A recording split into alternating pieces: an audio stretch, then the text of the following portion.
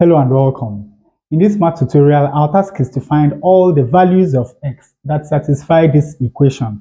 Now, there's a very simple way of solving this problem without expanding. The first thing we are going to do is that we will move this term, that is x minus 2 squared, over to the left-hand side of the equation.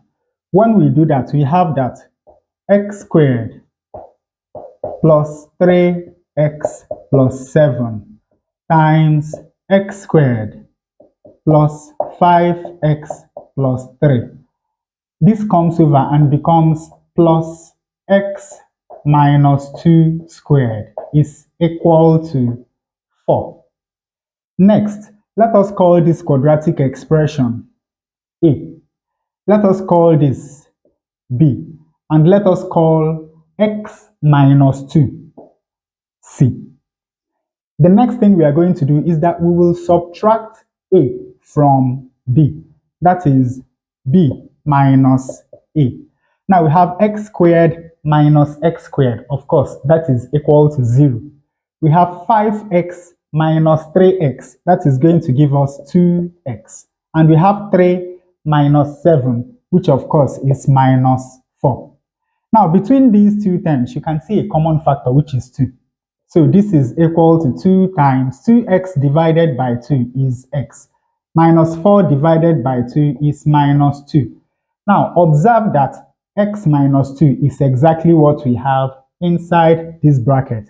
So that simply means that b minus a is equal to 2 times c. Now, from this equation, we have a times b plus c squared, and this is equal to 4. But we can get b from this because if we add a to both sides of this equation, then we have that b is equal to 2c plus a. Now we can replace 2c plus a for b in this equation. So we have a multiplied by 2c plus a plus c squared, and of course this is equal to 4. Now let us open this bracket. We have a times 2c, that is going to give us 2ac, plus a times a, of course, is going to give us a squared. Then we have plus c squared, and this is equal to 4. Now let us rearrange what we have on this left-hand side. We have a squared. We have plus 2ac. And we have plus c squared. And this is equal to 4. Now, in case you haven't recognized this, we can factorize it. Since we have two different variables, let us use the table method. What are the factors of a squared? We have a and a.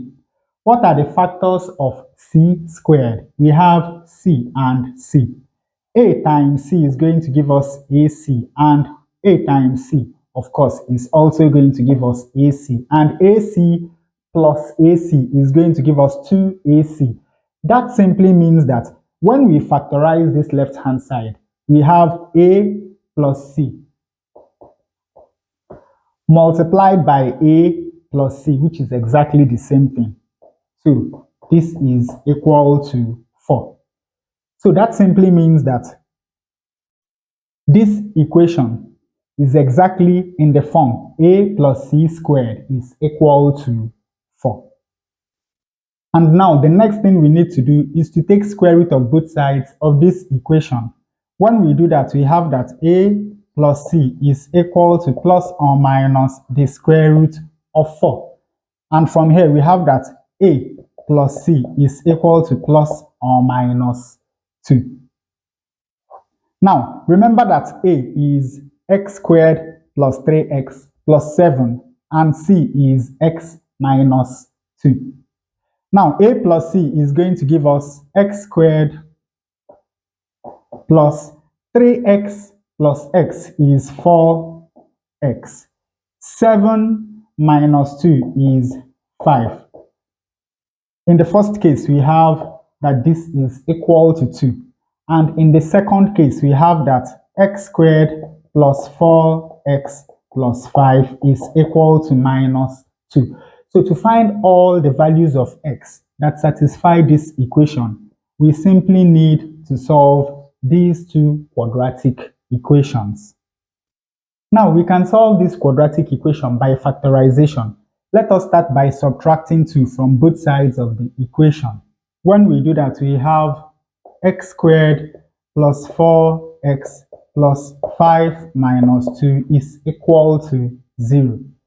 From here, we have x squared plus 4x plus 3 is equal to 0. Now, since the coefficient of x squared is 1, all we need to do is to find the factors of 3 that add up to 4. And of course, we have 3 and 1, because 3 times 1 is going to give us 3, while 3 plus 1 is going to give us 4. So here we have x plus 1 multiplied by x plus 3. And of course, this is equal to 0.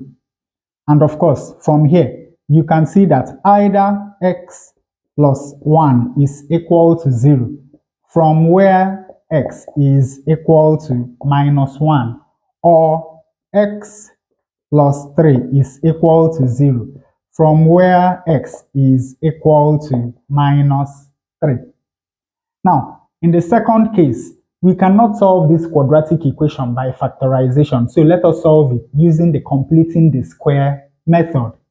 Now, we are going to start by subtracting 5 from both sides of this equation.